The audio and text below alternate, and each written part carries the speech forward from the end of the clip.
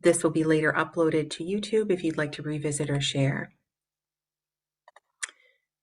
So hello, Kwe Upchilida. I would like to welcome everyone to this webinar for the Reflections on National Day for Truth and Reconciliation.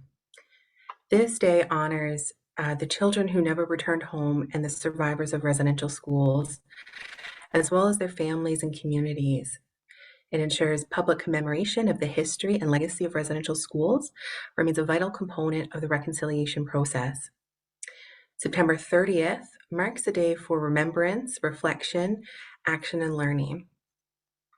My name is Jessica Gruchy, and I'm the manager of Indigenous and Partnership Engagement with Yorkville University and Toronto Film School. I am Mi'kmaq. I'm a member of the Qalipu First Nations, which is located on the west coast of Newfoundland and Labrador. And I'd also like to introduce Thamina Jaferi, the Director of Diversity, Equity, and Inclusion with Yorkville University and Toronto Film School. We're both co-chairs of the Indigenous Students Advisory Council and will be moderating today's webinar. We will be having an open panel discussion with members of our Indigenous Student Advisory Council, followed by a question and answer portion. So please feel free to share any questions or comments that you have using the Q&A function below. Next, I'd like to invite Thamina to provide a land acknowledgement. Thank you so much, Jessica. We respectfully acknowledge Yorkville University and Toronto Film School campuses are situated in the traditional territories of diverse Indigenous nations. We reaffirm our responsibility to increase awareness and understanding of First Nations, Métis, and Inuit peoples and colonial legacy, and commit to strengthening our relationship with Indigenous peoples throughout Canada. I'd also like to proceed with a content warning. It's very much understood that today's discussion and content may contain subject matter that various viewers might find triggering. Discussion topics may include trauma related to residential schools, anti-Indigenous sentiment, racism, colonization, violence, among other topics. So we definitely recommend and welcome you to really do what is necessary in terms of viewer discretion and self-care. And there's also the 24 hours a day, 7 days a week residential school crisis line that's available at 1-866-925-4419 for support. And I will drop that in the chat as well.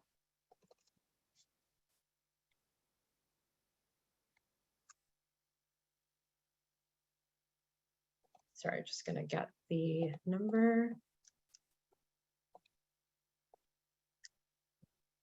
I'd like to now introduce Dr. Julia Christensen-Hughes, who is the president of Yorkville University, and Andrew Barnsley, who is the president of Toronto Film School, to give opening remarks. Thank you so much, Jessica and Thamina. I just want to say what an honor it is to be participating in this webinar today. And I certainly feel the heaviness, the solemnity of this occasion. As we all come together to move towards truth and reconciliation. I also want to thank Lois for her such a moving prayer, words of opening. Thank you, Lois. They moved me deeply, as did the brief conversation that I was able to have with the panelists while we were preparing to come live. And I just really want to thank the students for participating in this webinar today. And I say that knowing that this must be such an incredibly difficult week for all of you with all of your responsibilities, all the people who are counting on you. And I thank you for taking the time to join us today and to engage in this really important process. So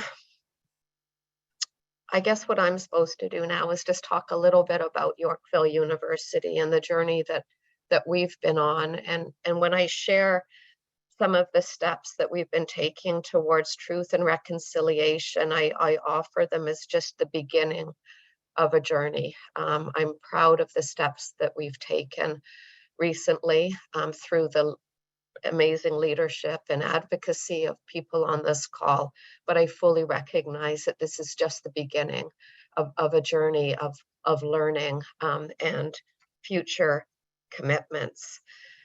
One of the things that I had the pleasure of sharing at my monthly town hall yesterday was the development of a certificate in Indigenous education. And that comes to us from our Faculty of Education. We're running a pilot this January where we are funding 15 places in the program, with the idea that we have developed a program in consultation with Indigenous scholars, Indigenous leaders, heads of band council, as well as people from government. But we're inviting them to participate in this certificate as we continue to co-develop it. We see this as an incredible opportunity for learning that will inform our educational practices within inside Yorkville University, but we also hope far beyond, providing an opportunity for education across Turtle Island. Of course, the students who are joining us today, this is a recent initiative for us to have a student advisory council so we can hear firsthand about your experiences, your recommendations for how we can continue to improve the education that you're receiving and make sure that you're experiencing that in a supportive and dignified and thoughtful way. We are committed to decolonizing the curriculum. And in fact, we recently endorsed 10 signature learning outcomes that will apply to all YU and TFS programs. And embedded within those signature learning outcomes is a commitment to teaching all of our students the knowledge and the skills and the values they will need to be able to demonstrate a deep understanding of the impact of colonization, the importance and steps that can be taken towards reconciliation, as well as concepts of DEIA and sustainability. And so we have embedded in our commitment for the learning that we will provide, again, all of our students, regardless of program. Again, we've recognized we have work to do now in honoring that, but the commitment has been made and the work has begun. I was also very proud to announce earlier this year an Indigenous student bursary of 25% for all qualified students from First Nation, Métis, and Inuit communities. And so I'm very, very pleased with that. And then just yesterday, able to announce that we will make September 30th, the National Day for Truth and Reconciliation, an ongoing permanent holiday for the staff of YU and Toronto Film School. And I love the notion actually of declaring the week, National Truth and Reconciliation Week, so we can have educational opportunities across the week, culminating in a day where people can really attend to their own needs and have moments of self-reflection and opportunity for regeneration, however one might choose to do that at the culmination of the week, and just really recognizing the emotional burden that these topics can cause. So with that, I just want to say just a sincere thank you to Rebecca and Erin and Charmaine for being with us here today, for participating on the advisory council. I look forward to what I'm personally going to learn, how you can help guide us as I said, as we take additional steps on this absolutely critical journey. I thank you for your courage and resilience. I also want to thank again Jessica and Thamina for their leadership, making all of this possible. And again, Lois, for your very moving words. Thank you. I think I now turn it over to Andrew. Thank you, Julia. Well said. I echo Julia's sentiments, and it's an honor and a privilege to be here at this important event to commemorate National Day for Truth and Reconciliation. Similar to Yorkville University, Toronto Film School has a strong commitment to ensuring that Indigenous voices are included and amplified in our community, especially when it comes to the creative industries. Indigenous students at Toronto Film School are encouraged to express and share their own powerful and unique stories, as Canada is all the more richer for it. It's of great importance to us to foster an environment where Indigenous peoples feel like they can bring their whole selves into the classroom and work. Today, we listen with great respect to the history and experiences of Indigenous peoples who were profoundly impacted by the painful colonial legacy and trauma of residential schools. We remember those Indigenous children who did not make it back to their families as a result of anti-Indigenous racism and violence. Thank you to the Indigenous participants of today's panel for sharing their stories today. It's our hope that this is one of many steps towards healing and reconciliation. Thank you. Thank you so much, Julia and Andrew, for speaking about the meaning of this day and what it means for Yorkville University and also Toronto Film School. I'd like to invite our panel guests to provide an introduction. So our first panel guest is Rebecca Brackett, an MECP student with Yorkville University.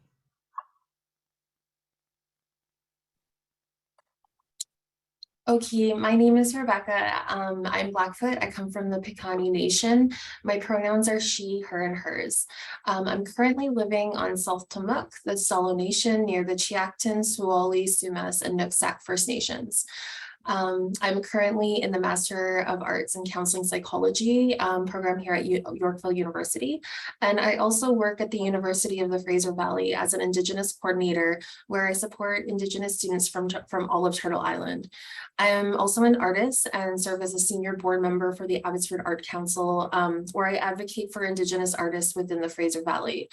I have lived on both coasts in both Nova Scotia and British Columbia. I'm also a millennial scoop survivor, which is an extension of the 60s scoop. And I really believe that using the term millennial is integral in showing that the practice of removing children, Indigenous children from their Indigenous homes went well beyond the 60s.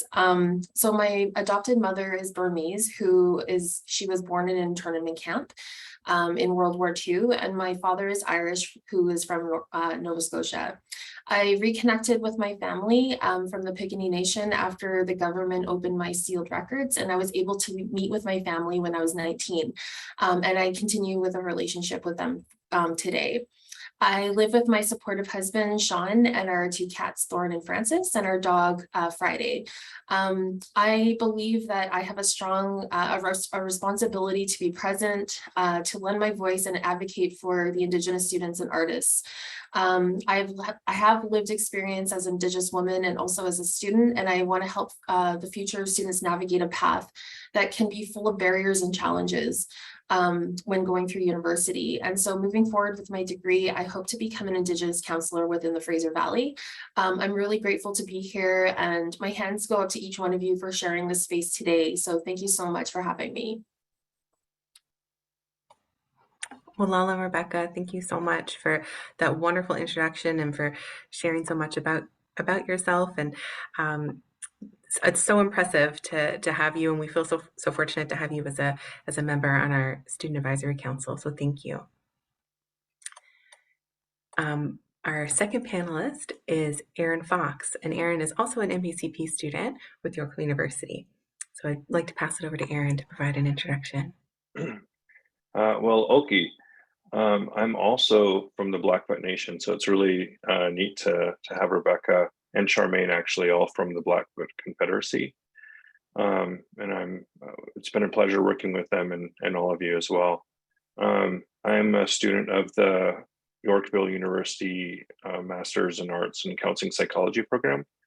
I've finished my coursework and currently am doing my practicum at on my reservation with the Blood Tribe Department of Health and the Wellness program here.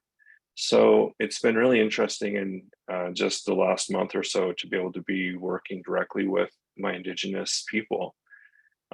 It's brought a lot of the issues and a lot of the purposes of truth and reconciliation to the front lines, to my mind as I've been able to work and see it firsthand here.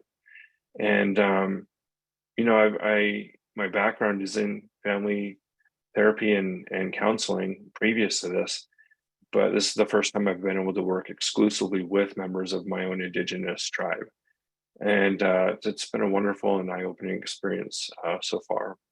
I've been really excited and interested to work with this panel and this advisory council, because I think we talk about this idea of sphere of influence. And oftentimes as a counselor or as a student, we have a sphere of influence that's more surrounded those that we come in contact with, our classmates, maybe our professors, those that we work with and that type of thing. But the role of indigeneity and also of,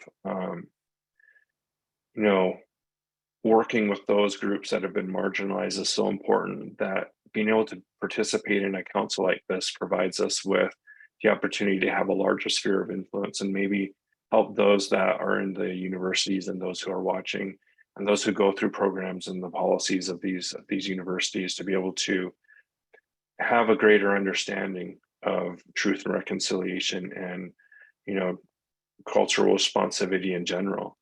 And so it's been a real pleasure for me to work here. And that's just kind of my background is I've grown up on this reservation, and I've seen the effects of colonialism in my life. And I'm happy to be back here working with this group and hopefully learning as much as I can share in this opportunity. Thank you, Erin. Again, a very impressive background as well. Thank you so much for sharing that. And I'm sure you will make such a wonderful counselor and such a wonderful addition to the MECP program and a wonderful addition to our Student Advisory Council. So thank you for joining as a panelist today as well. Our final panelist guest is Charmaine Scout. And Charmaine is experiencing a little bit of technical difficulties. Actually might have joined, but I'll do an introduction, and if she's available to speak, that would be wonderful. But if not, she may be able to join us later. There's a little bit of technical troubles right now. So Charmaine Scout is a member of our Indigenous Student Advisory Council. Charmaine is currently completing the Designing for Fashion program with Toronto Film School. And Charmaine is a very talented artist. She creates Indigenous jewelry and fashion, and she's a proud Blackfoot woman from the Lethbridge, Alberta area, as well as similar to Erin, she's from the same nation. Charmaine just recently started her program this year with Toronto Film School, and she's very excited to continue pursuing that and also incorporating Indigenous fashion within her studies as well. So next, I'd like to, I guess, as many of you have probably noticed, we're all wearing orange. So all the panelists and our presenters. So this particular T-shirt that I'm wearing is actually sold on the Yorkville University website, and the design was created by artist Chanel Trainer Matisse. And the design symbolizes protection, support, and love. A portion of all the sales from the orange T-shirts go to programs and organizations designed to help support survivors of residential schools. And next, I'd like to share a short video of Elder Phyllis Webstad explaining how Orange Shirt Day originated in Canada.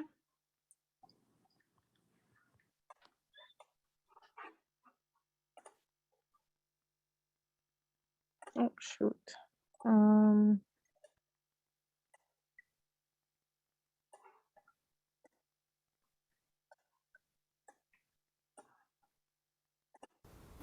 Wait, Phyllis Webstad Squest, Strachum Chatstam Slakun.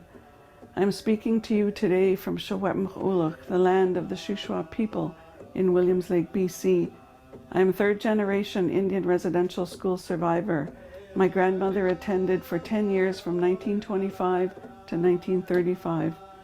All of Granny's 10 children, including my mother, attended for 10 years from 1954 to 1964. I attended residential school in 1973-74. We all attended the St. Joseph Mission Indian Residential School, simply called the Mission, located just minutes from Williams Lake. My son also attended the last operating residential school in Canada when it closed in Saskatchewan in 1996.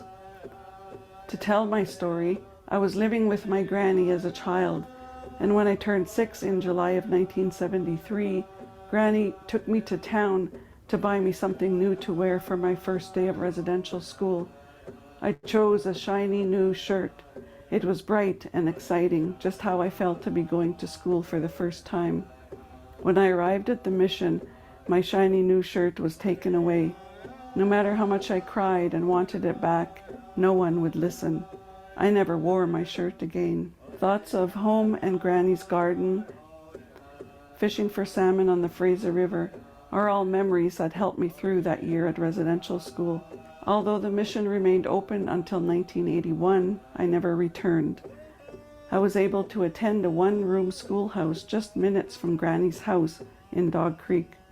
The memories of that orange shirt being taken away and the lack of caring by those who controlled us kept me from wearing orange for a long time in my life, as the sight of orange would trigger memories of my experiences and the effects of my life from attendance at that school. I told my orange shirt story for the first time in April 2013, when preparation for when the Truth and Reconciliation Commission came to Williams Lake. Those involved with the event decided to honor the orange shirt as a symbol of the effects of residential schools and the need for Every Child Matters. Originally, Orange Shirt Day was focused on the Cariboo-Chilcotin region, but thanks to social media, it continues to grow and have a life of its own, and has grown into what it is today. My orange shirt story is not unique. There were 150,000 children that attended the residential schools across Canada, and they, or their families, all have a story to tell of that experience. And now, with the recent news of the confirmation of the 215 children announced at the Kamloops de Shawetmach on May 27, 2021, another experience from those schools is brought forward. I, like many Canadians, have felt the emotional impact of those findings. But for the survivors, we have always known about the children who died in those schools. This is why I say confirmation instead of discovery. Even so, when I first heard, I felt like I had lost a family member, and that's how much grief I felt. There are many more residential school sites to be searched, and the number of missing children and unmarked burials will continue to rise. I'm still grappling for a way to make sense of it all and wondering how we are going to get through this. My thoughts and prayers go out to the families, to everyone across Canada experiencing this unimaginable emotional pain. The missing children have awakened all of us to the reality of the history of this country. This year marks the first year of a National Day for Truth and Reconciliation and National Federal Statutory Holiday on September 30th. A day for thoughts and discussions on remembering, recovering, and reconciling. Orange Shirt Day is a day to have conversation about all aspects of residential school. It is a day to honor residential school survivors and their families, and to remember those that didn't make it. And a day to highlight progress in the reconciliation of Indigenous people and Canadian society. These actions are necessary to bring about healing for the future relationship in Canada. We chose September 30th because September is the time of year the children were taken away from their homes and their families.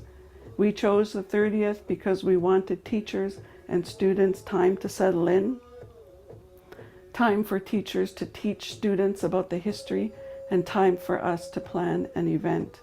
When I heard an elder say that September was Crying Month, I knew that we had selected the right date. The Orange Shirt Society has produced a number of videos available on our website for the purpose of teaching the past history and bringing understanding of the Canadian residential school system and its effects on Indigenous peoples. We encourage all to learn more of this subject. In closing, I want to thank everyone for participating in Orange Shirt Day and wearing an orange shirt.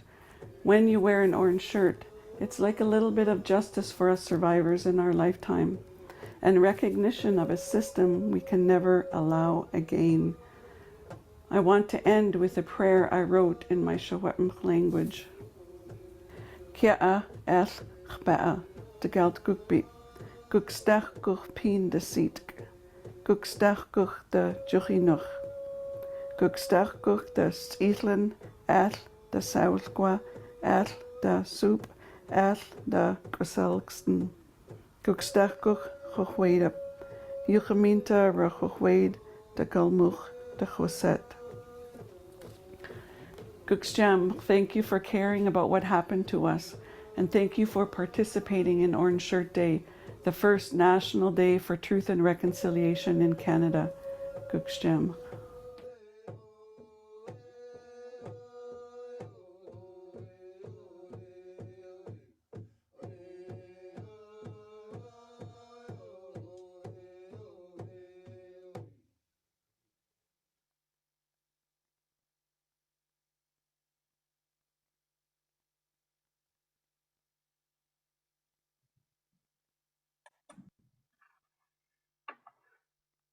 All right.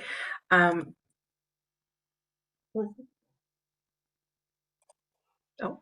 okay. Well, I guess we'd like to move on to the discussion portion of our webinar next with our students, our wonderful Indigenous Student Advisory members. So I guess the first question on our list is, what does truth and reconciliation mean to you? And why are the topics of truth and reconciliation so relevant today? So I'd like to invite our panelist guests to jump in at any time. I think for me, truth and reconciliation has three parts to it on what it means to me. I think the first time is it's a time to mourn and respect and honor the victims and the relatives of those who have attended residential schools. And I think for me, I think this is important to be able to honor them and have that time to really reflect and mourn. One of my colleagues here, as we were talking about this just this past week, we're having a lot of activities for Orange Shirt Day. And what they said was that, throughout the week we wear orange, but on the 30th, we cry.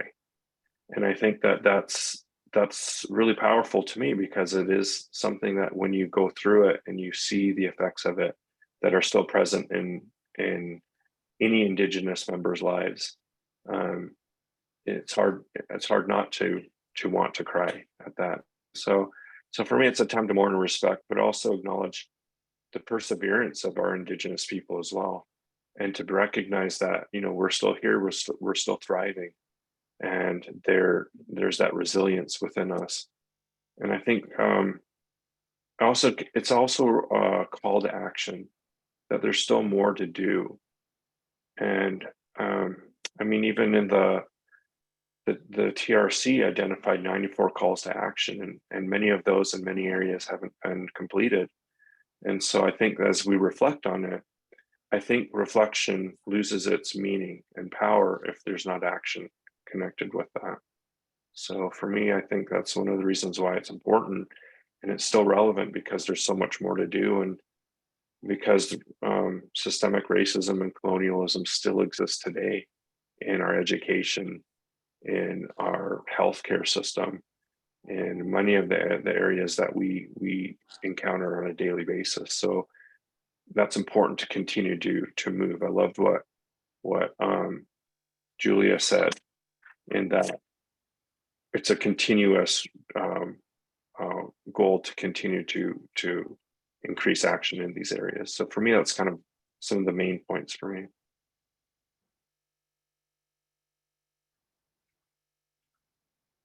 Thank you so much for sharing that, Erin. I'd like to invite Rebecca or Charmaine if you'd like to add anything to that as well. Okay, well, truth and reconciliation for me means to just move forward, heal, and get out there with the community and the people. Like, I like going to powwows and trade shows. I always attend those, which helps me build relationships with my community and helps me socialize and get myself out there.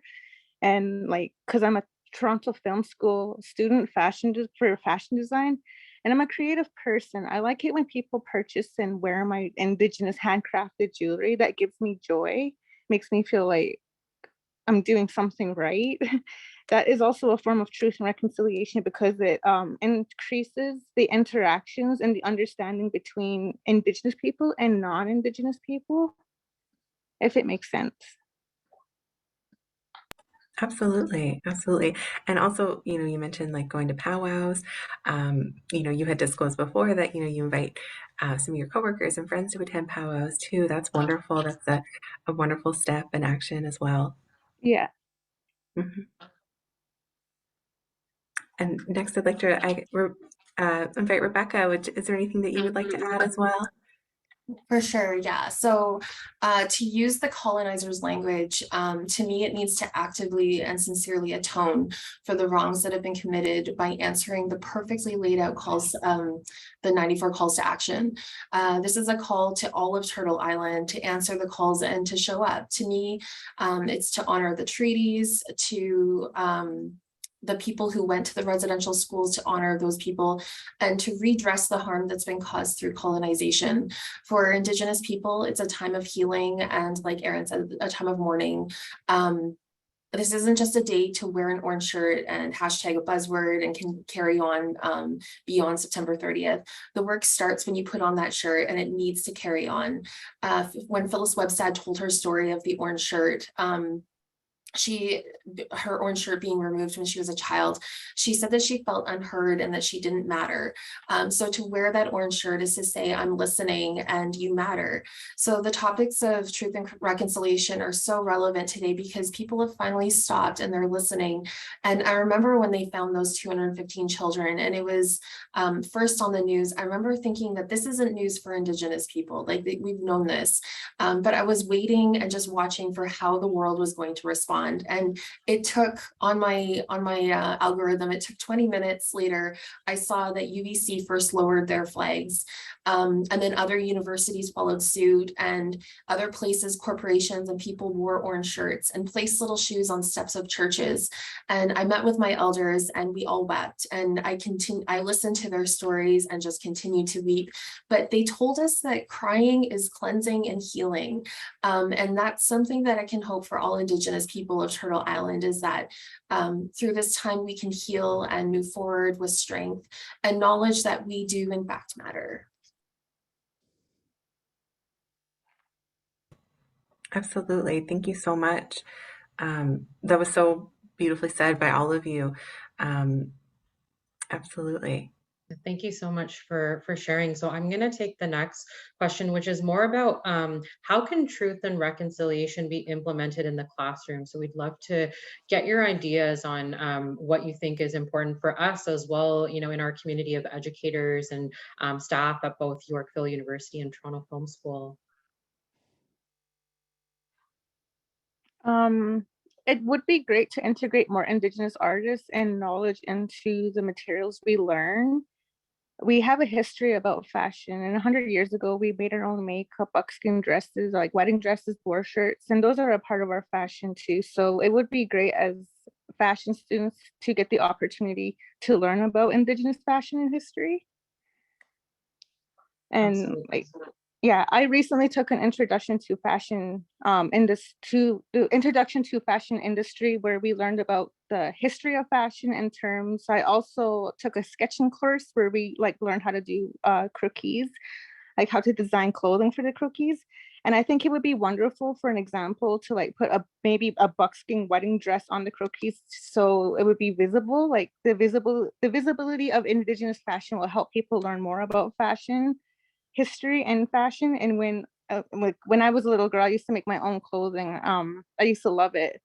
it made me want to make Indigenous dresses to show my culture. And I've always wanted to have like fashion runway shows to display our ways of our fashion and our culture and the way we used to dress back in the day. And yeah, I think that would make that would be a good way to implement truth and reconciliation into the classroom, like a form of it. That's wonderful. Thank you so much, Charmaine. And I'm so happy to hear that you found a place at Toronto Film School to really explore that passion as well, and really display and celebrate your culture and your identity. I don't know if Erin or Rebecca, you had any thoughts on how to implement truth and reconciliation in the classroom? Yeah, I can go. So the truth and reconciliation could be implemented in the classroom through the process of indigenization, which I see is happening, which is really great. Every single classroom should have some Indigenous content in the classroom. And it starts with a land acknowledgement, just like the one we had today.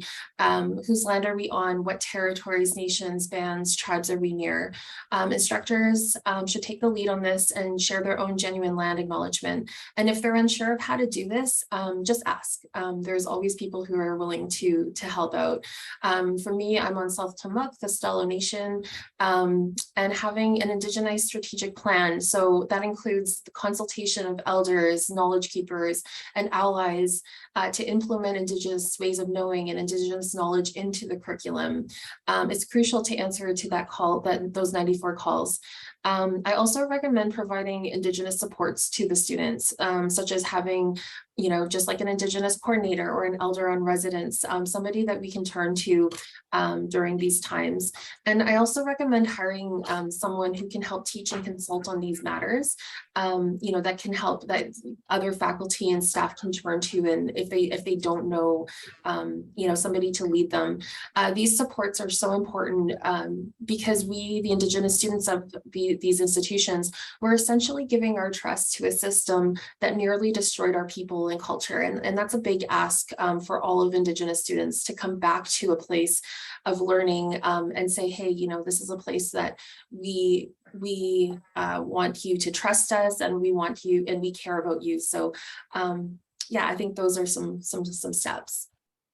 That's great. Thank you so much. I think you've given us a lot of critical points, especially for educators and those of us who are settlers, to really look at what part we play in making a more inclusive classroom for Indigenous students. Erin, did you have any thoughts?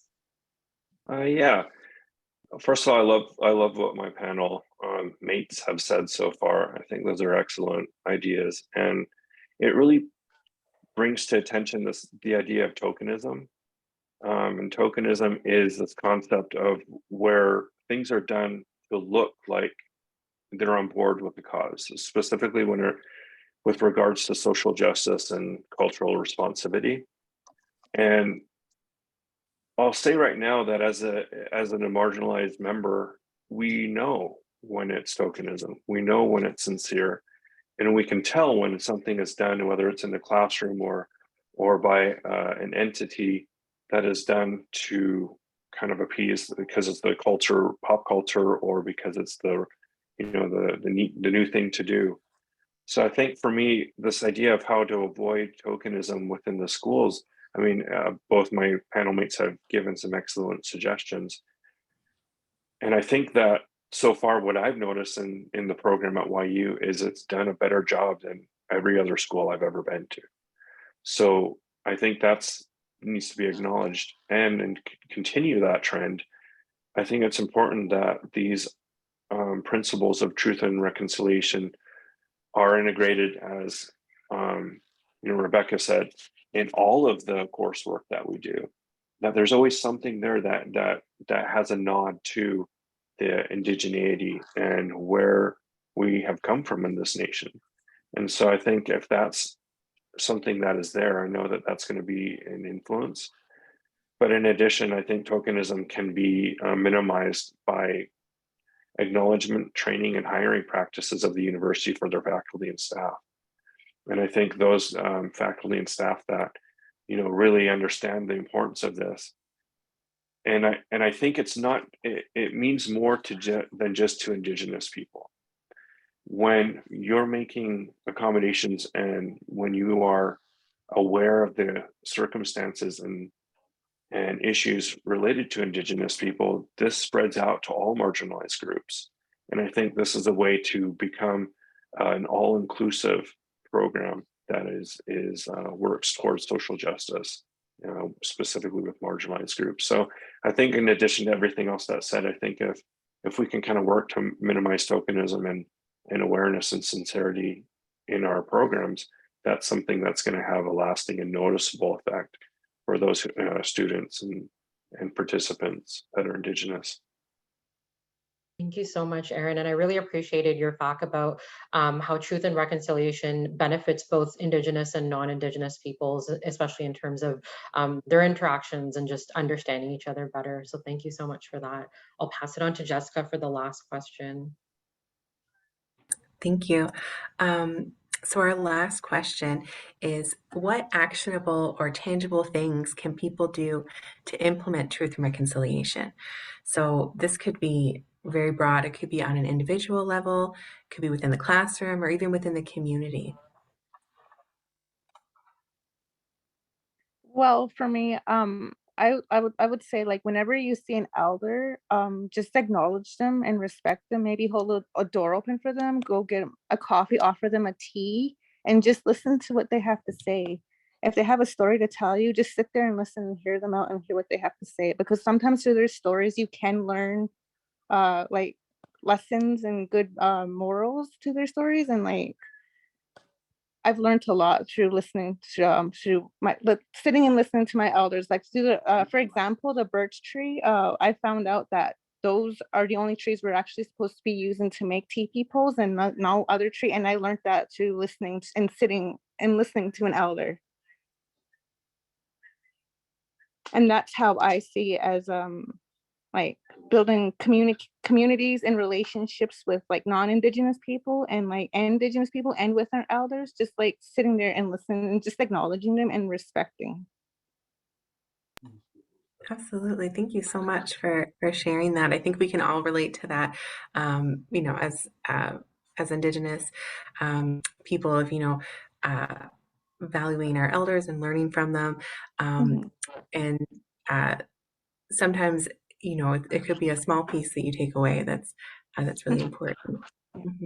I'd like to, Erin or Rebecca, if you guys have any thoughts you'd like to add, we'd love to hear from you also. For sure. So to the individual, I say start where you are, move forward with a good heart and a good mind. Just like Erin said, practices of tokenism, we can tell. So that good heart and good mind really does carry through the actions and words. Do you have an orange shirt, and are you able to attend courses or lectures? I know there's some free courses, I believe it's through the University of Alberta, that are being offered. Take part in those and take advantage of those free courses. Are there any events nearby that you may want to attend or bring your family and friends to? So I personally love to go to powwows. I can learn a lot at powwows. It's a really great place to go to. Are there other ways that you can support Indigenous creators, artists, and knowledge keepers? Do they have social media platforms? Reach out to them through their platforms and follow them. It really does mean a lot, just like Charmaine was saying. And then to the universities and schools, invite elders into your classrooms and to your events, into your buildings, and give thanks by giving an honorarium or a gift. Give the elders an opportunity to speak, and be prepared to listen to them. I've always been told that you'll hear what you need to hear from an elder. So if an elder is speaking to you for 2 hours, maybe that 1 minute is meant specifically for you. So listen for that, and hold on to it. Take care of the elders. Bring them food, just like Charmaine said, give them a coffee or tea, some water, help them be comfortable, to show their appreciation that, they're sharing their time with you. Hold cultural workshops, such as, for example, how to do a land acknowledgement, the importance of a land acknowledgement, learn the place names around the campuses and where you are, and learn about the Indigenous land that you're on, and invite the Indigenous language teachers to share their knowledge. And also start by building bridges with different communities by providing spaces for them. Welcome them, listen to what they need. There's really just a lot of amazing creators and artists and knowledge keepers that are all over Turtle Island, and we just have to look for them. And yeah, invite them to be a part of this process of indigenization. I think that's really, really important.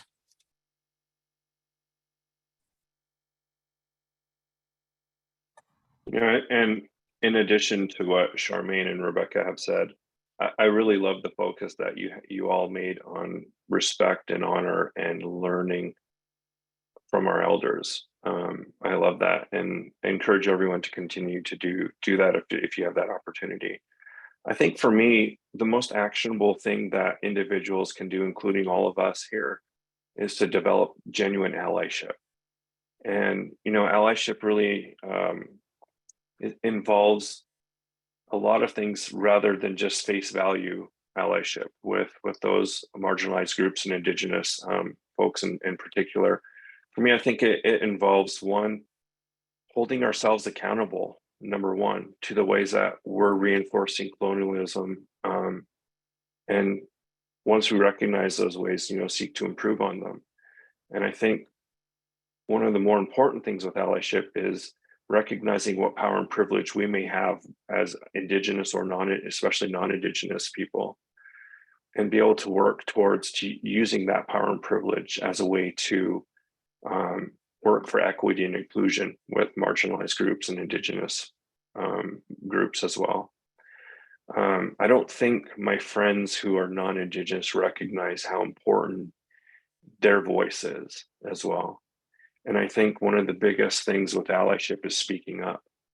There have been times when, for myself personally, I probably have noticed acts of racism on a weekly basis in the area that I live in. And I don't think people realize just how powerful their voice, especially as a non-Indigenous member, is in speaking up when you see, recognize, or notice acts of racism or social injustice. And I think that alone is probably one of the most powerful ways that someone can show and demonstrate allyship.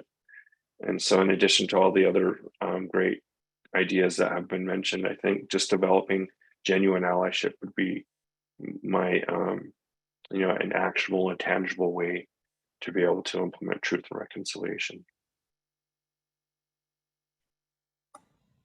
Thank you all for sharing all those wonderful comments and suggestions and tips. I think there's a lot to take away from each of them. I think setting a positive intention and thinking about meaningful actions and meaningful steps is a good way for sure to implement truth and reconciliation in everyday life, just beyond this week and this month and this day. So thank you all for that so much.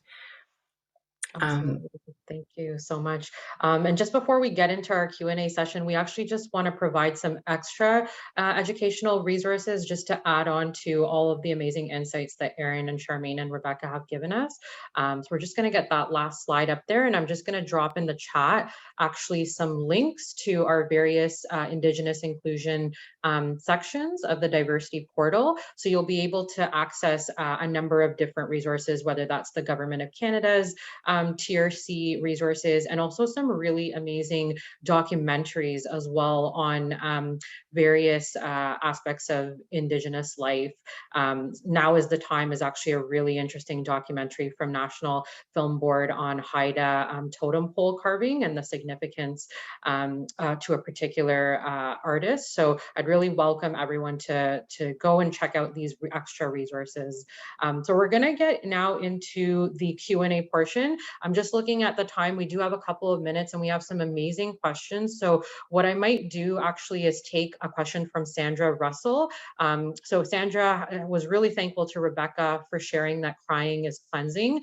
And at the beginning of this webinar, it acknowledged that trauma related to residential schools and the self-care that's encouraged and advised. And so Sandra is asking if anyone has any suggestions for self-care practices with our learning and work environments and with our families as we open as we move forward in a spirit of openness and healing.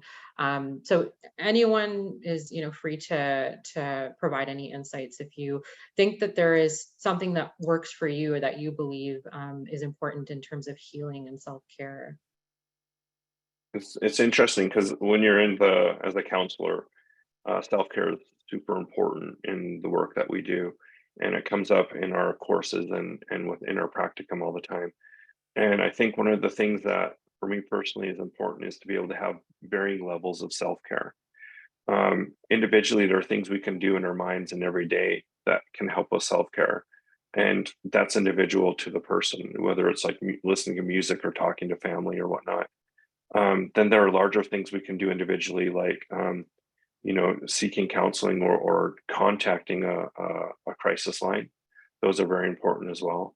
And on a larger scale, there are things in society that we can do that help to bring us self-care. Whether it's like engaging in panels like this, or engaging in groups, or finding other sources that can provide support and strength for a person as they work through some of these issues or concerns that may come up. Absolutely. Thank you so much. Rebecca or Charmaine, did you have any thoughts on self-care? Oh, sorry. Sorry, Charmaine, you're on mute. We'll just ask you to unmute. Oh, Yeah, sorry. Well, for myself, I like to keep busy with like making jewelry. That's how I find self-care for myself, like getting out there and going to like the trade shows and spending time with like my peers and like other people, like other vendors, because when we go there, I feel like I'm at home. I feel like I'm in a safe environment, and I feel like I'm supported by everyone around me, because everyone's just so caring, and like we support each other, and we all talk to each other, and just to see like we all ask how we're doing and everything. So for me, that's like a form of self-care for myself, just beading, making jewelry, and getting to the trade shows and spending time with other people and outside of my home. that's great. Thank you so much, Charmaine. Rebecca, did you have any thoughts on that? Yeah, for sure. I think the first thing is to check in with yourself, see how you are in the moment, reach out to mental health professionals, just like Erin said, and also reach out to elders. Elders are very healing, and there's a lot of healing that takes place when listening to them. And also set your boundaries with your social media and the news and other things. I know a lot of times with people who want to create change, you just want to push and go, but you don't burn yourself out. Go outside and connect with nature, and especially connect with the land. It's very, very healing, especially for myself. I make sure to go to the ocean at least once a week, and then connect with like-minded individuals as well. I think that's very important. Great. Thank you so much, Rebecca. I just want to be mindful of the time. And so we have some, amazing questions and sort of comments from, I think, Jay Ecclestone, who's, looking for like Indigenous artists or creators out there. And I think Rebecca and Charmaine kind of said, it's great to explore Instagram and different social media outlets for various Indigenous artists, which I'm sure you'll be able to see that there's plenty of amazing people. I actually just want to take this time to really thank each and every one of our panelists.